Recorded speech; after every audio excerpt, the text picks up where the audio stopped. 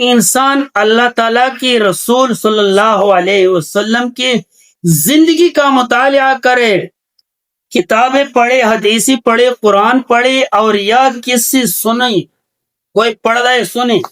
قرآن پڑھنا سنت ہے، قرآن سننا فرض ہے۔ جو میں بول رہا ہوں یہ سنت ہے، جو تم لوگ سن رہے ہو یہ فرض ہے۔ تم فرض ادا کرتے ہو، میں سنت۔ رسول اللہ صلی اللہ علیہ وسلم نے حضرت ابوبکر صدیق سے فرمایا کہ بھئی مجھے قرآن سناؤ۔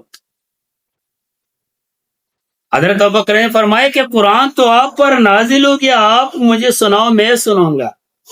رسول اللہ صلی اللہ علیہ وسلم فرمائے میں پسند کرتا ہوں کہ دوسرا بندہ پڑھے اور میں سن لے۔ رسول اللہ صلی اللہ علیہ وسلم کا پسندیدہ چیز کیا ہے؟ علم، قرآن، حدیث سننا۔ تو میرے بھائیو اگر اسی طرح بھی نہ، آج کل تو موبائل میں دین ہے، موبائل میں جہنم بھی ہے، جنت بھی ہے۔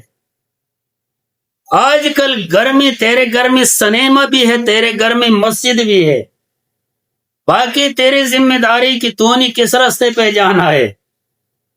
پہلے ہم سنتے تھے وَهَدَيْنَاهُ النَّجْدَيْنِ، انسان کو میں نے دو راستے دیکھا ہے، جنت کا اور جہنم کا۔ اب ہم دیکھتے ہیں کہ موبائل میں نجدین ہے، جنت کا راستہ بھی ہے، جہنم